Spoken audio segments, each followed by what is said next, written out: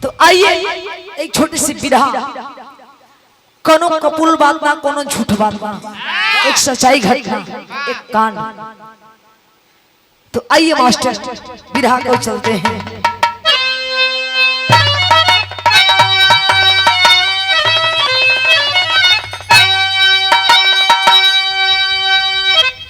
कर्म जैसा किया फल वैसा मिला, खुदा का खुदाई का दस्तूर है। ये कहावत नहीं एक अंजाम है, जिंदगी की चाहत फिर भी मजबूर है। आह उठती जिगर में कहूं क्या खुदा, जख्म से दिल ये मेरा ये छलनी हुआ।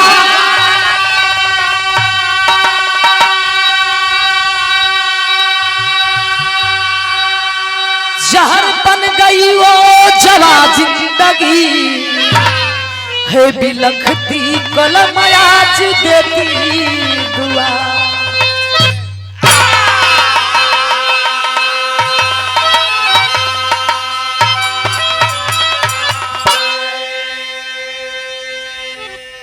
आइए बाबूजी भैया हो, मानो मानो प्यार काहे नहीं खे, एक आदमी में दूसरे आदमी में प्यार टिकट काहे नहीं खे, आखिर काहे बाबूजी। अहे पंच दुनिया कृत बेपनाह हो गई, दुनिया कृत बेपनाह हो गई, आदमी से आदमी तबाह हो गई। कोई से कुछ तबाह नहीं खे, आदमी से आदमी तबाह हो गया। आखिर काहे? कर्म जैसा किया फल वैसा मिला, ए खुदा का खुदाई का दस्तूर है। ये कहावत नहीं एक अंजाम है, जिंदगी की चाहत तो फिर भी मजबूर है। लोग कहले बाबूजी नरक और स्वर्ग, हम कहले भैया ये जो साक्षात दिखत बड़े भैया, ये जो नरक है, जो स्वर्ग है। जिंदगी सुख में कटी तो स्वर्ग है, समझा कि सब दो आदमी खुश बड़ा तोरा से, समझा कि खुशमय बा। नरक में जिंदगी कैसे दुख बात तो समझ के नरक बीतता भेला तारा कोरी हो गल बारो माछी भीन को तारी सा, समझ के नरक बा। तो भैया हो जी जिसन कर्म करी वैसे नहीं गुण गावाई, कर्म प्रधान है, कर्म ही फल है। कर्म करी फल के चिंता भगवान जरूर दिया, वर्क कीजिए वर्षिप, कर्म ही पूजा है बाबूजी। सुन ली है बोली का कीमत, मीठा मीठा बोल के, अरे भैया धन्य प्रभु, 10 रुपया का सामान 100 रुपया में बेचता ने भैया। लेकिन ये भैया वे हाल बा, मुँह में राम बगल में छुरी, सिपाही भैया पल खत पावे।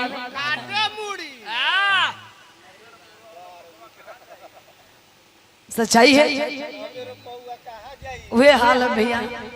अरे भैया धन मानी रहो, अरे सिपाही जी, अरे हमार जान महाराज आए है रुदल नहीं ओइसा नाव के किसी भैया। सच्चाई है, बोली की कीमत है, लेकिन फिर भी जिंदगी में बाका दिल साफ रखे के चाहिए। ओइसा ना कि मुंह में साफ बोलत है, अंदर कपट है, कोनो बात जोश बोला डायरेक्ट मुंह पर बोल दो, सच बात करवा लगी, लेकिन फिर बाद में कहे ना भय, अरे भैया बड़ा बढ़िया समझौले रहे लड़की कई सच्चाई है। चाय पियोला के बदला 10 रुपए का सामान 100 रुपए में बिका गई, बोली की कीमत है, तो भी सच्चाई है। तो आइए सुंदर लाइन गजल के अंदाज है मास्टर का।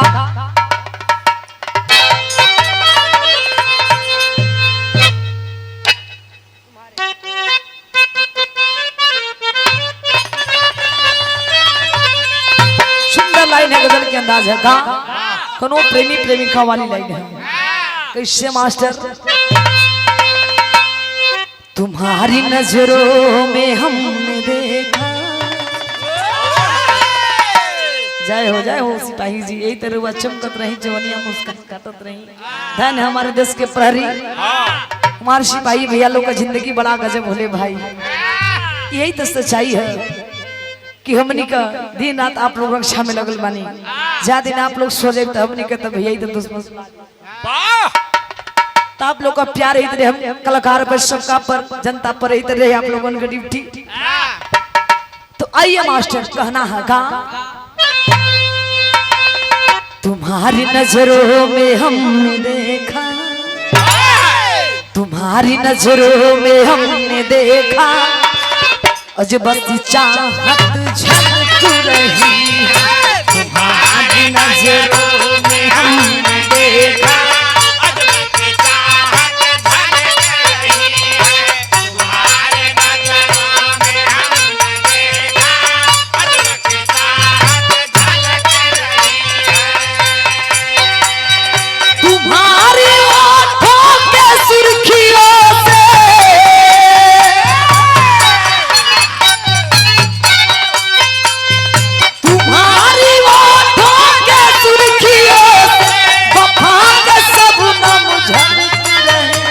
तुम्हारी नजरों में हमने देखा अजब सी चाहत झलक रही तुम्हारी नजरों में हमने देखा अजब सी चाहत झलक रही तुम्हारी नजरों में हमने देखा अजब सी चाहत झलक रही। लेकिन इत गीत बा इससे बढ़िया भाव लगल है का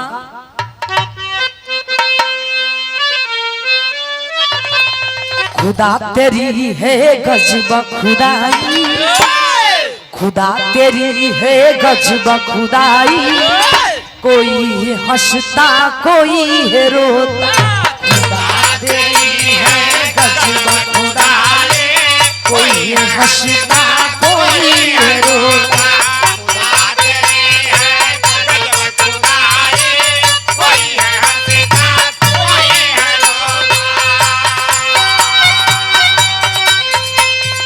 किसी का कुत्ता मक्खन है खाता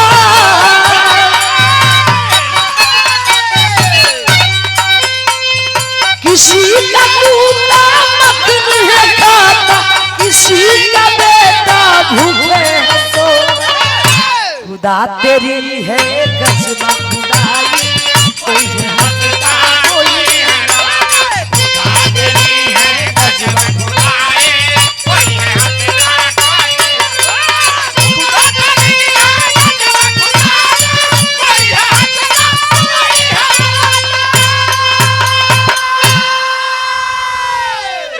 कहानी कब के बाद क्वेश्चन बा और कहवा के बाद कहानी के स्टार्ट नजम के भाव से कैसे मास्टर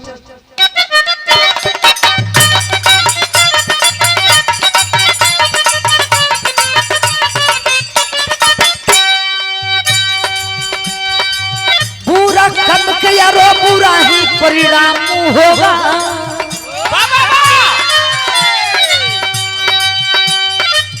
बुरा कर्म के यारो बुरा ही परिणाम होगा न मानो करके देखो ऐसा ही अंजाम होगा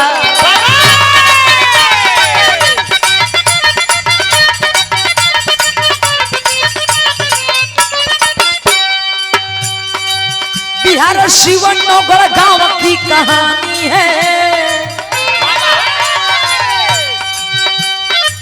बिहार शिवनगर गांव की कहानी है सोहन सत्ता सत्तू राम की निशानी है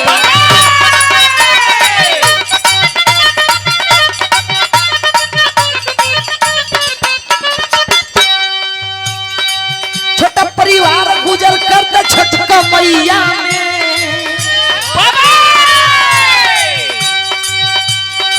छोटा परिवार गुजर करते छठ मैया छोटी सी जिंदगी बितावे राम रैया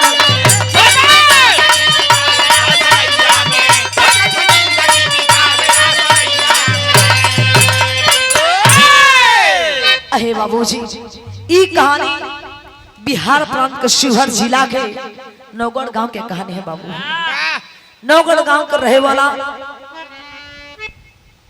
संतूराम और संतूराम के पत्नी बाड़ी संतूराम के एगो बेटा और एगो बेटी बेटी के नाम सरिता बतावल गेल बाबूजी और बेटा के नाम सोहन घर में 4 परिवार होने बाबू घर में हम दो हमारे दो के नारा बा।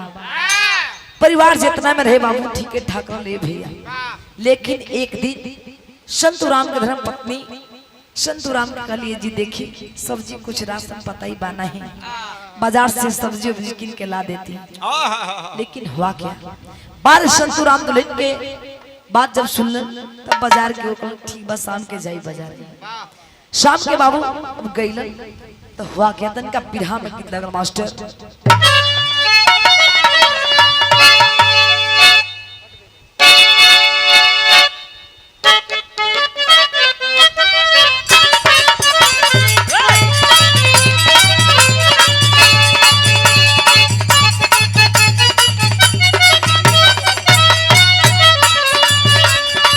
इशारा गीत कैसे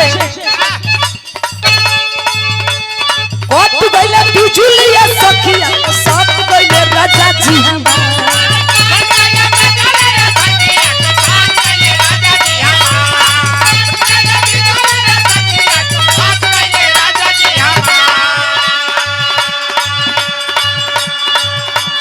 कोट गइले बिजुलिया सखिया साथ गइले राजा जी हम।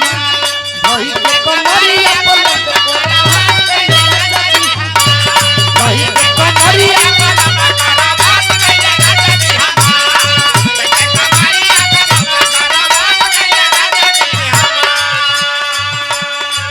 लेकिन हमार सुपर डुपर गीत बजल कमर में करुआ तेल लगवा ले भौजी।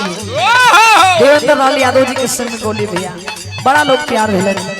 कौनो देवर भौजाई की माइटर है, देवरा छेड़ता भौजाई के का कहे भैया विदेशवा गइले छोड़ी के आके।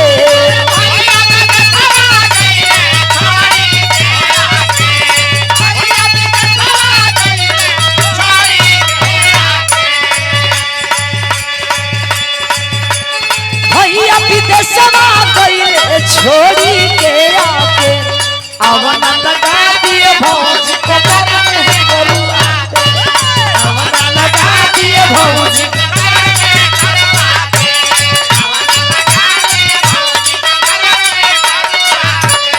हम कल देखा देवर हुआ देवर में रहा कायदे से वरना तेल लगावे के चक्कर में फेल हो जाएगा। कांच उमर ही का पड़ल फिर में सुंदर पुरस्कार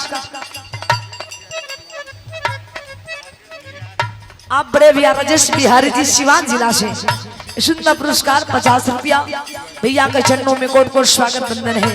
तो हम जवाब देने का एक लाइन दूसरा खाती देख के काहे होला बेहा।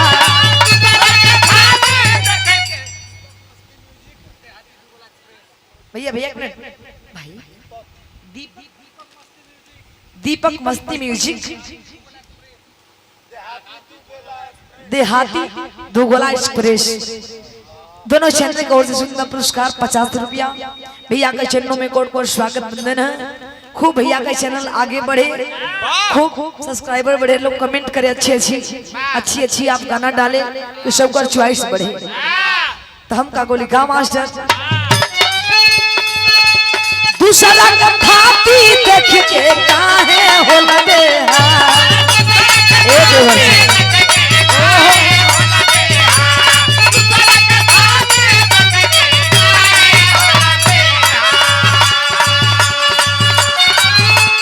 दूसरा खाती देख के काहे होला बेहा तोहर बेटी है विधाता रखिया हो। अरे घबरा को हमरो से सुगर पड़ी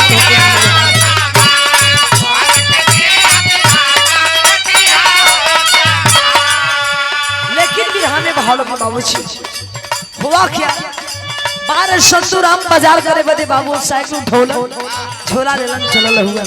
तो हुआ क्या, खुशियां दिनमा काटे संतुले परिवार।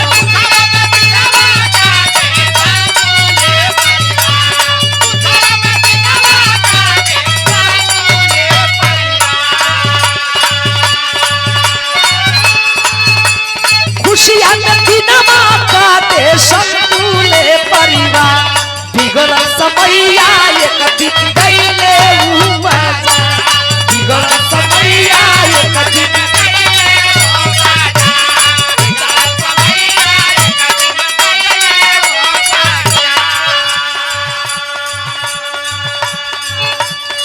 कई के बाजार घर चली भइले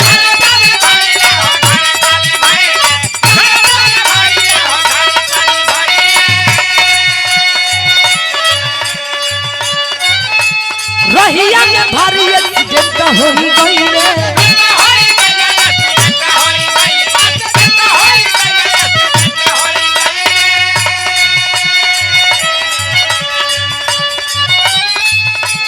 पिछावत ट्रक वाला धक्का दिहले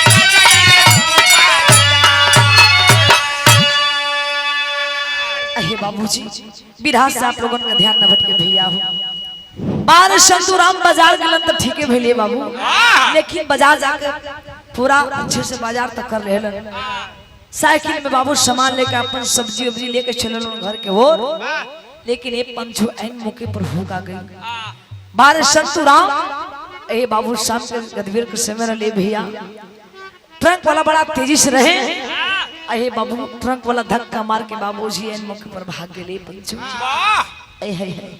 बार संतुराम ये पंचो गिर पड़े छतिया पर जब टैरवा छड़ ले भैया वहां से बलड बिगलन प्राण हो जी छूट गई धन हमारे सिपाही थाना पुलिस चौकी भैया लोग गइलन और संतुराम के बाबू लाश के पोस्टमार्टम भयल और तुरंत पहुंचल जब ये भैया कुछ देरी के बाद घरवा संतुराम के दुल्हन के पता चलल तो हुआ के बड़ा गजब सीन है बाबू बारे सदमा कैसे सहे सोची भैया हो बारे भगवान घर का सहे उठा दे सोची बाबू भैया हो जो ना दुल्हन के पति ना रहे जौन औरत का पति ना रहे बाबूजी एगो औरत के बाबू हो वो पति के बिना झेल के तना मुश्किल होला कहे वाली बात देखी बाबूजी सोचे वाली बात है बारे संतुराम का दुल्हन है बाबू संतुराम का लाश लेके रोत है बाबू हो सबसे बड़ी दुख ई बात के हो कि छोटा छोटा जो मुन्ना रहल सोहन और सरिता टोला पुरुष के देख के बाबू करे जा फटत है बारे भगवान कैसे रे मास्टर कहना है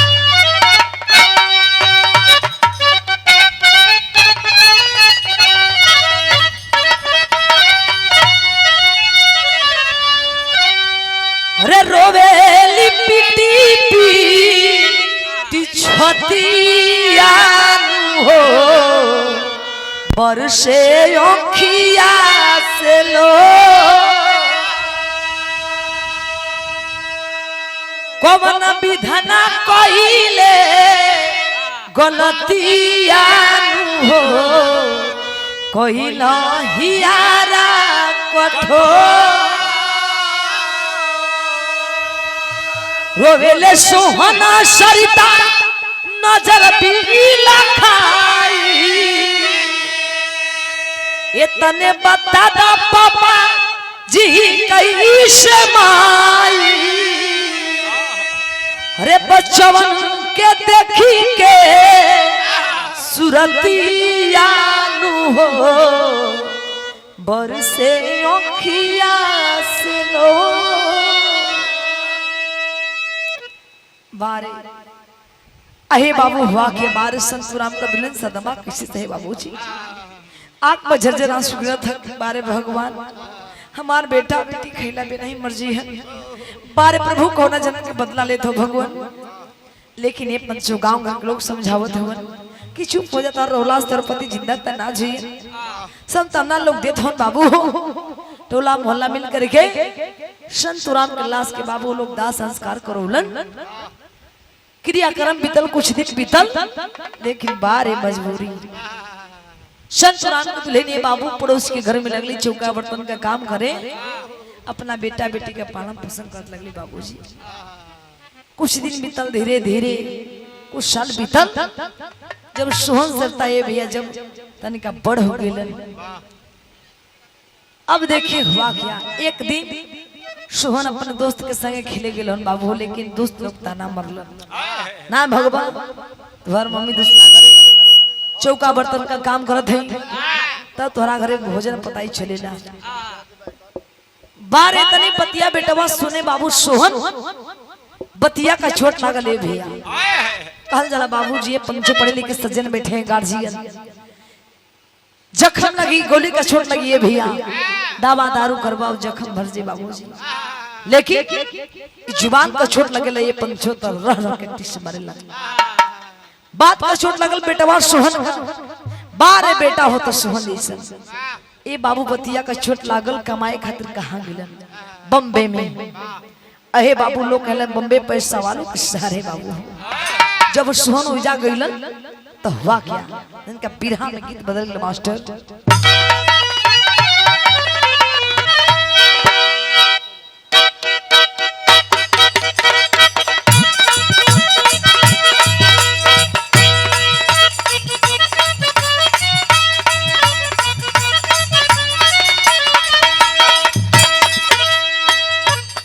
गीत से बढ़िया भाव हो, धुन आप लोग तो जानते हो, बिरहा से आप लोग का ध्यान न भटके भैया। हम कलाकार के हम के लोग बिरहा के माध्यम से लोग जाने ला कि लक्ष्मी पुरुष से बिरहा गाइला धुन तरह एक छड़ी का नंबर आप लोग का मनोरंजन खातिर, लेकिन बिरहा एक मीठे लगी रहे तो कहना है का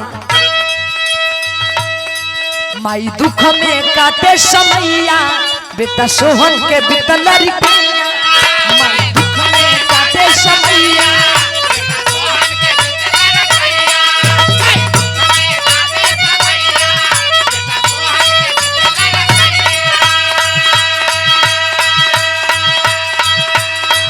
माई दुख में काटे समैया बेटा सोहन के बितल रिकैया।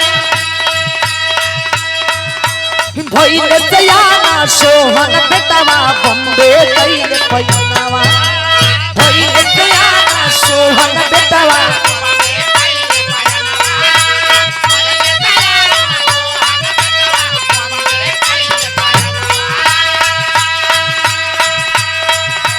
भइले सयाना सोहन बेटवा बम्बे गइले पैनावा। ई जवाना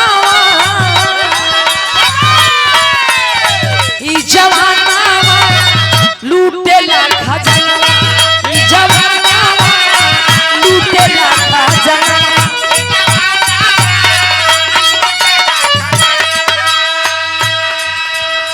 बाहरे बेटा सोहन अहे बाबूजी भैया हो जब बम्बे गलन कमाए खातिर काम का दर्द के ठोकर खात होने भैया, काम ना मिला था आखिर हमारे के लेकर के काम दी तो दिखी बाबूजी।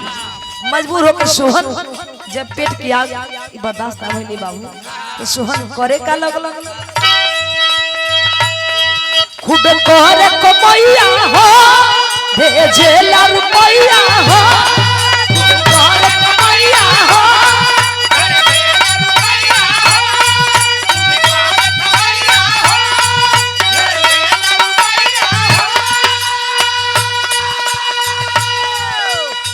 संतू के घर के दिन बहुरन घरवा में बुढ़िया मैया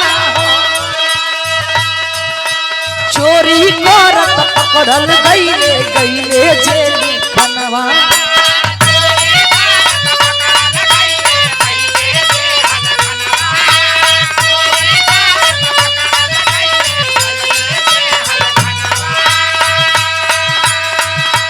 चोरी करत पकड़ल गइले गइले जेल खनवा।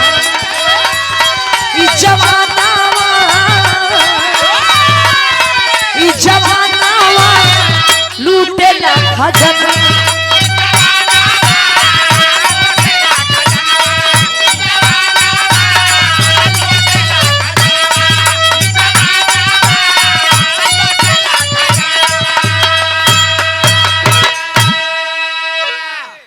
अहे बाबूजी हुआ क्या बार सोहन ए पंच चोरी के काम से गलन अलगे पॉकेट मारी करत होन बड़े बड़े चोरी लगे करे घरे पैसा भेजल ने बाबू ने माई बेटी बड़ा खुश है कि हमार बेटवा बॉम्बे में लगता बड़ा बढ़िया कोनो बड़ नौकरी करत ह पैसा भेजत ह।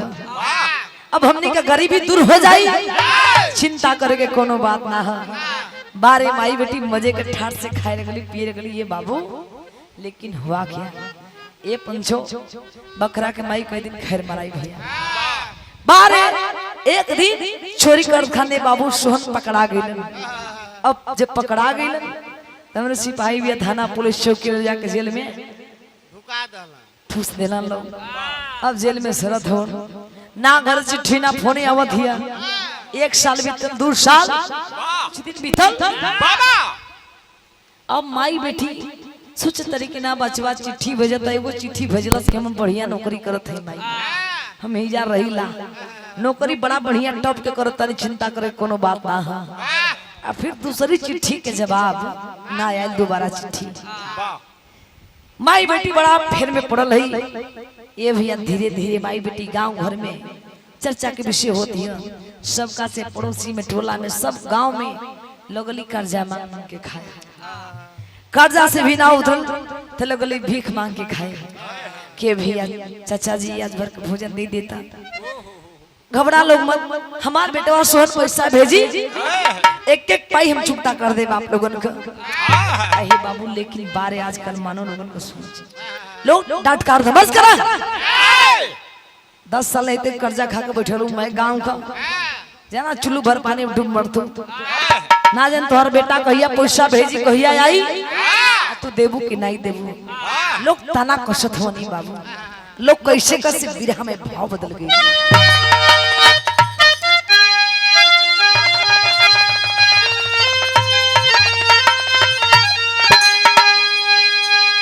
कर्जदार आया के बोले बोलिया तू बोलिया हो,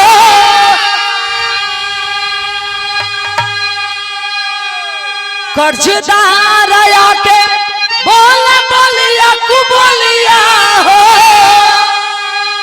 कि तू अरे दे बेला गलिया हो, किया हो रमा माई बेटी कोई ना पर है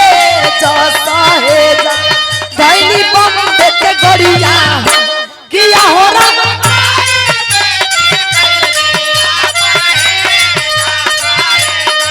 दैनी बम देते गड़िया,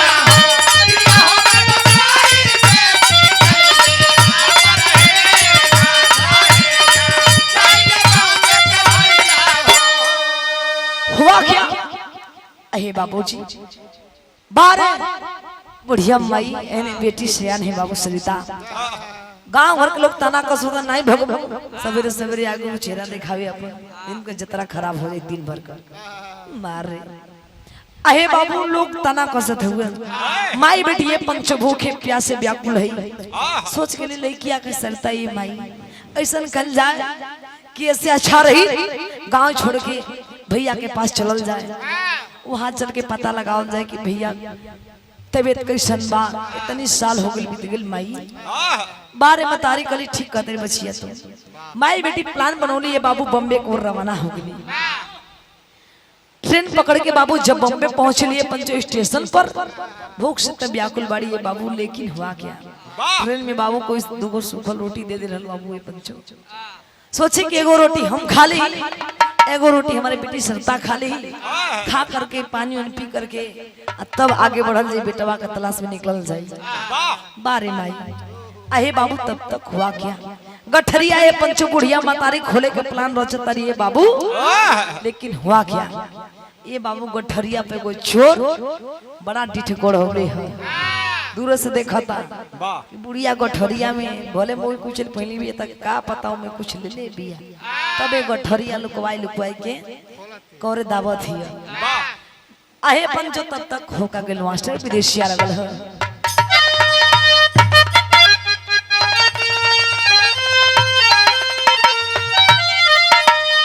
गठरी से खाए तबे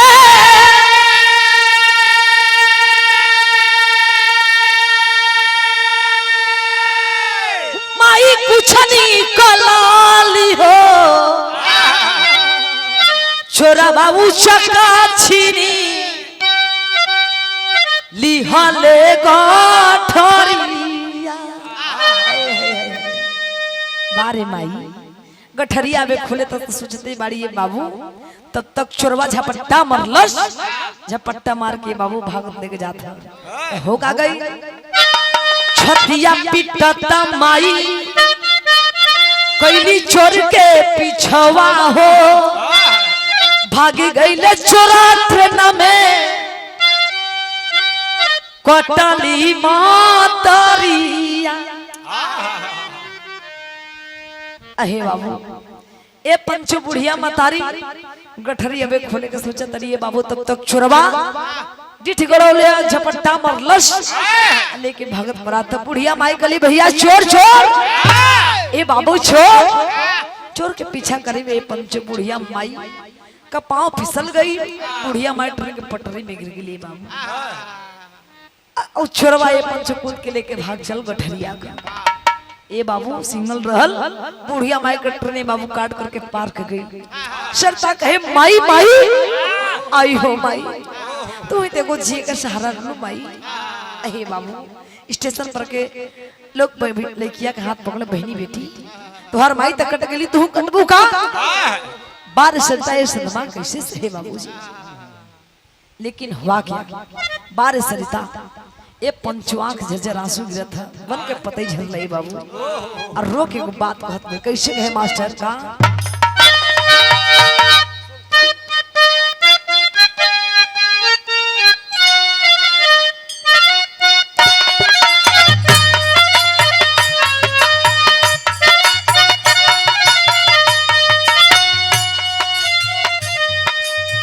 इशारा बारिश से सोचत में गांव छोड़ के ली जाए, भैया से भी मुलाकात ना भैया, बाबूजी भी बचपन में छोड़ के चले गए, माई भी आसपास छोड़ देली, हम कहाँ जाएंगे कहीं कुछ समझ में आवत ना। रुअत बेकत बेका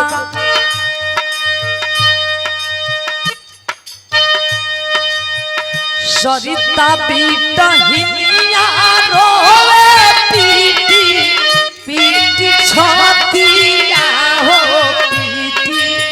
पीटी छतिया हो, विधना छिनले माई के दुलारनी हो।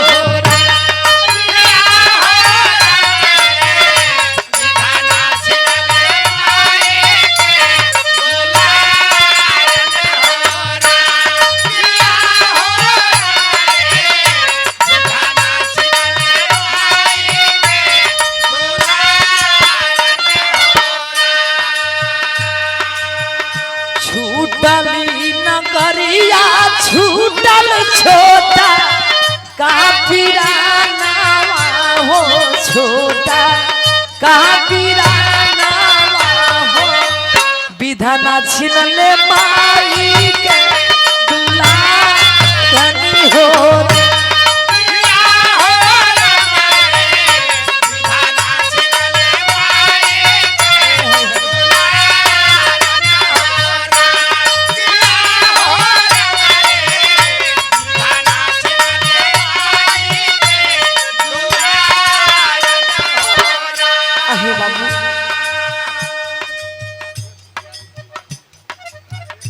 सुंदर पुरस्कार बड़े भैया राजेश बिहारी जी सिवान जिला से सुंदर पुरस्कार 50 रुपया।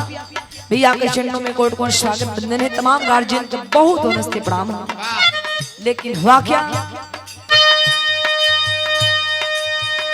पाना हीरा लेके गईले सारी ताके सानावा हो, सारी ताके सानावा हो, ओही जे बाड़े पीराना तोहारनी हो।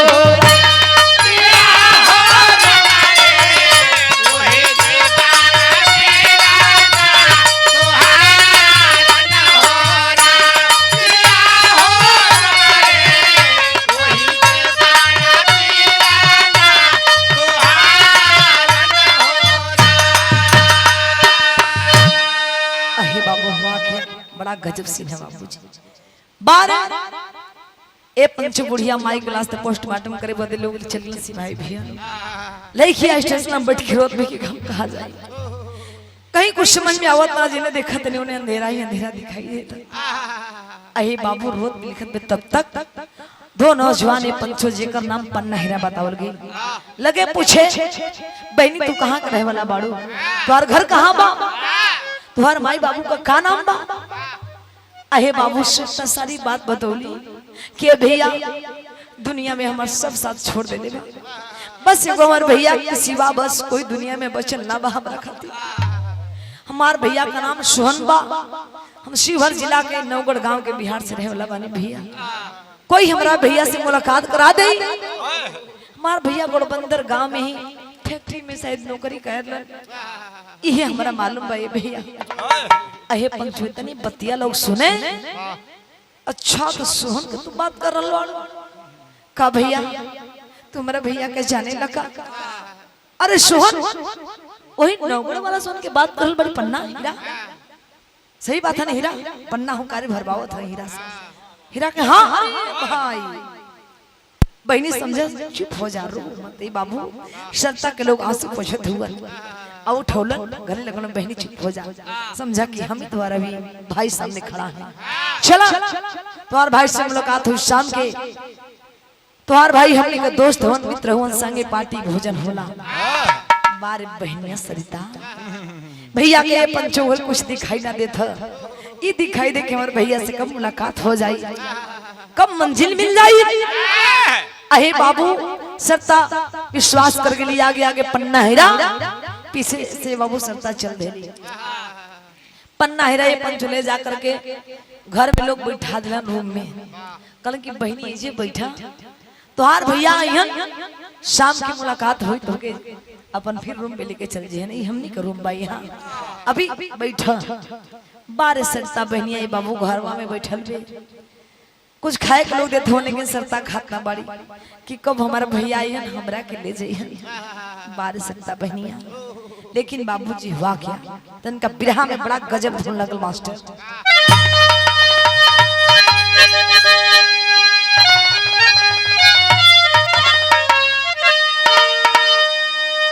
बड़ी सुंदर लाइन है। हमने के माई बहन लोग दीदी लोग बड़ी प्यार से गावे भैया। हर घर में बेटी बहन बाड़ी बाबूजी हर घर की बात बा ई नहीं कि हम एगो लड़की बानी नहीं आप वो घरे बेटी बाड़ी बहन बाड़ी दुल्हन पत्नी बाड़ी कहे वाली बात देखिए। लेकिन बारे इस चुटकी में सिंदूर की कीमत का हल भैया कितना भी संपत्ति के घर की बेटी हो पर ये चुटकी में सिंदूर का कीमत ये बाबू पड़ जाला तो बेटी पराया हो जानी।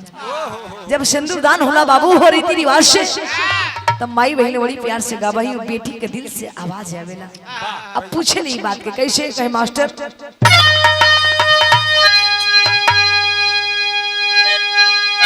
भैया भैया पुकारिला भैया ना बोले हो पापा पापा पुकारिला पापा ना बोले हो पापा के बाला चोरी सिंदूर बरदाने हो। कई वाली बात है कि भाई सिंदूर पड़ते बाबूजी बेटी पराया हो जानी है पंचो। लेकिन बिरहा में भाव लगल है हुआ क्या घर में सरता बैठल बाड़ी के हमार भैया सोहन भैया आई है हमरा के कब ले जी। लेकिन बड़ा गजब सीधा बाबू बिरहा में मन लगल यहाँ बारे सोहन और का दोस्त लोग ये पंचो पन्ना हीरा नियत बदलते देर ना लगे ले भैया लोग वहां से बहन बना के तो ले गई। लेकिन बारे का मुख बेड़िया अहे बाबू जरा भी रहना आवत मद के नशा में चूर हुआ कोई हाथ खींचा तो ये बाबू कोई लागल तो पट्टा खींचे तो सरता ये बाबू रुवत पे अपन जिंदगी का भीख मांगत बेइज्जत की भैया ये ते घुमरा जी का सहारा है भैया ये तो दुनिया में एक सारे हम जी सकीला भैया छोड़ दो। लेकिन बारे पन्ना हीरा अहे बाबू किलन का मास्टर बिलखी बिलखी सरतारो वेली करली बिनतिया हो बिलखी बिलखी सरितारो बेली करली बिनतिया हो नारी के अनमोल थतिया के लूटा जनई जतिया हो। ए भैया छोड़ दे लोग ना भैया, ए भैया ऐसे काहे लोग करत हुआ, लेकिन बारे पन्ना हीरा अहे बाबू नशे में चूर हुआ अपने तो ये पंचो कुछ साथी मिल करके ये बाबू 4-5 लोग ये बाबू लगे कोई हाथ खींचता कोई पाँव खींचता ये पंचो अकेलन का ये बाबू का अरे वसना के पति साया तनावा अहे बाबू जी काहे हो भैया छोड़ दे लो हम कैसे जिए भैया।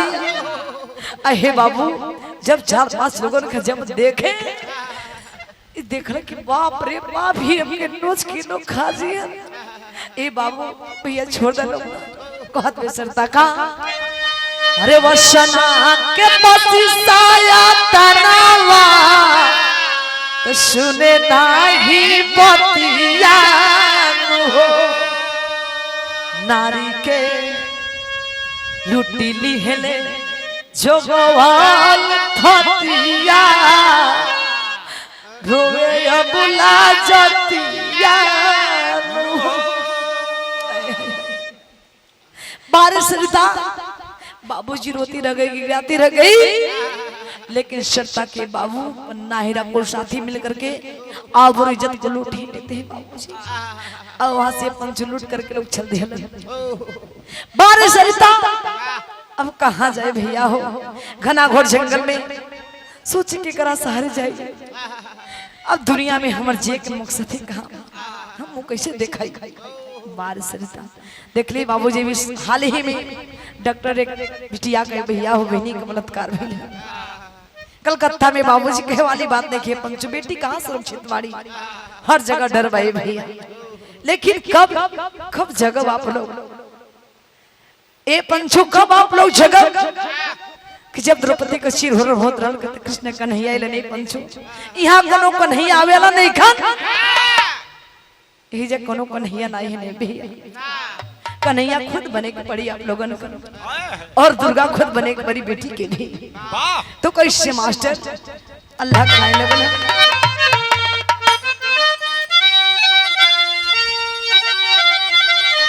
ये बात बनी गई छोड़ दी एने तरसता दम घुट रहल बे उधर देखे हुआ क्या मास्टर धनुरे विधाता कई धन रे विधाता कई तो हरी लेखनिया विधाता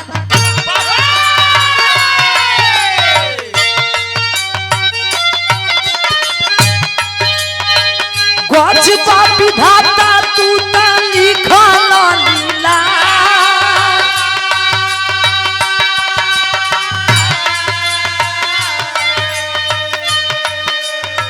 चोरावा जब खोलला सब बुढ़िया माई के गठरिया बाबा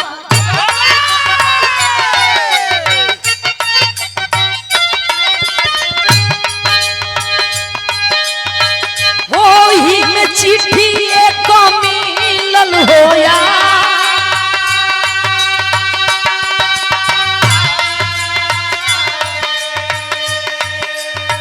चिट्ठिया पढ़ता फाटे चोरावा के छतिया बा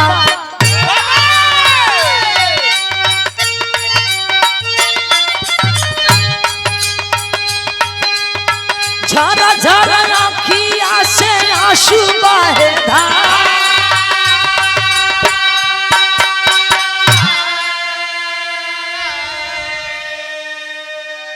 अहे पंच हुआ क्या बारह ने चोरवा का हाल देखिए बाबू जो गठरिया लेके झपट्टा मार के बुढ़िया के भाग रही पंच गौर करिएगा वो छोरवा कोई और नहीं बाबू वही विधवा मातारी बेटवा का बेटा माई का बेटवा सोहन रहे चोरवा ये पंचो चोरवा जा करके घना घोर जंगल में जब खोललस त कार हल सुखल रोटी है और चिट्ठिया वे बाबू और कुछ कपड़ा हल बिटिया का बार सोहन चुराए पंच अपने आप को रोक ना पहुलस करे चिट्ठी हमार एकर मतलब कि बुढ़िया माई भेस में हमार माई रली है और बहनिया इधर कहते सिरतार लिया आए है बाबूजी बार चुरवा सोहन कैलस का कर्जा फटा थे पंचो थम गइल करे जा दौरत रोत गावत भागल कहां जाकर स्टेशन पर लगे पूछे भिंडर वाले व्यक्ति से कि भैया जो एगो लड़किया रली है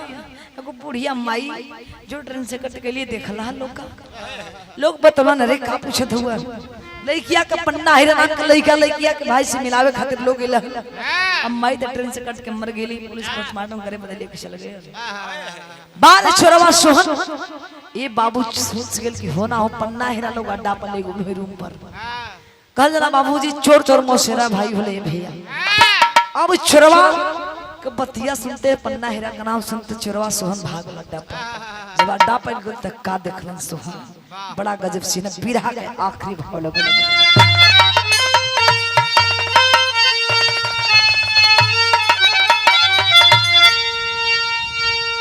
हरे बहिनी ते जब हेली परनमा लगा के फसिया तो सोहन रोवेला बहिनिया के धके लसिया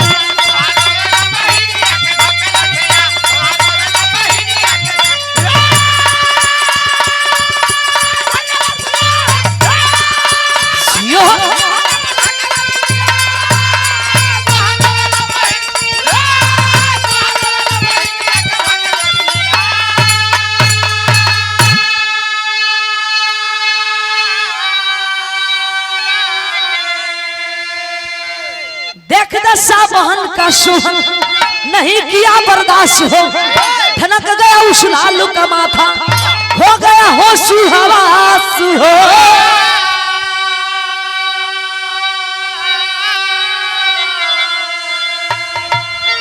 अरे पागल बन के घूमे बम्बे सोहन रसिया सोहन रोवेला बहिनिया के धके लसिया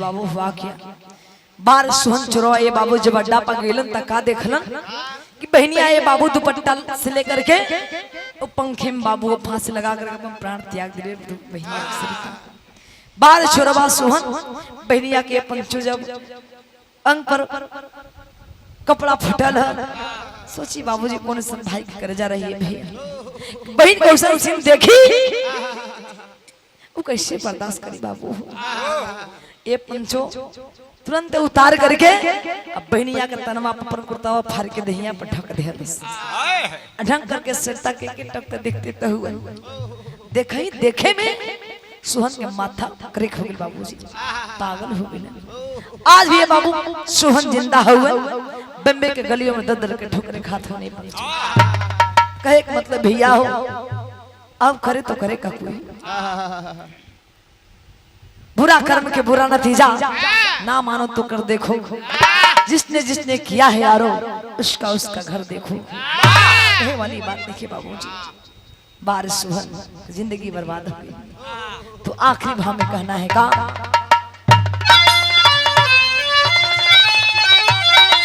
अगर आप लोग ऑडियो वीडियो सब लेकर के आप लोग बिरहा देखल चाहत बानी तो हमारे गुरुजी के चैनल पर विराज होटल बा पंडित परशुराम यादव जी और हमारा भी चैनल बा सिंगर लक्ष्मी प्रदर्शी के नाम से और प्रदर्शी म्यूजिक चैनल दो चैनल आप सारा आप लोग गाना सुन सकते नहीं भैया और नंबर भी की जरूरत रही तो नंबर भी मोबाइल पर मिल जाई आजकल बड़ा कटुआ हुआ कह देता हूँ कि अब विधा देखी गावत लक्ष्मी बंद हो गई है मैंने बहाना लोग टार देते बुक बाड़ी कहे वाली बात नहीं के भैया आप लोग साक्षात बात कर सकत बानी नेट पर सब कलाकार के नंबर मिल जाई जितना भी कलाकार हुए जेकर नंबर चाहिए मनोज भैया तो आइए कहना है आखिरी भालों का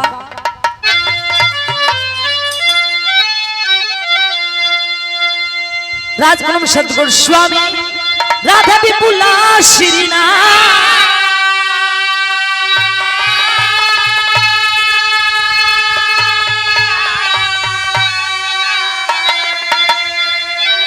कथन करे कबीरदास गुरु जी हमारा से साथ हो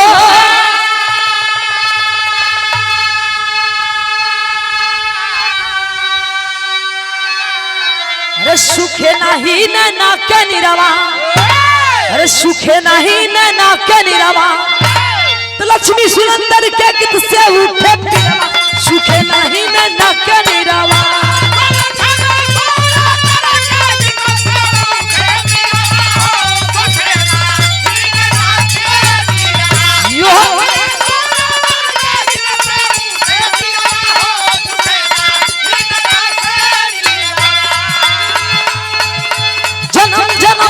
साथ है तुम्हारा हमारा हो हमारा तुम्हारा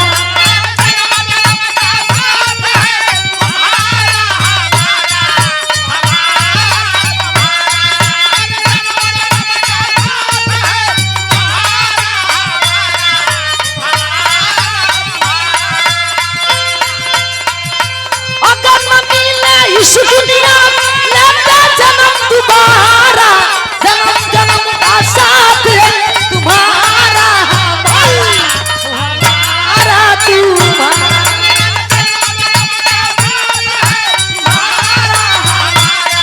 हो हमारा तुम्हारा तुम्हारा हमारा हो हमारा तुम्हारा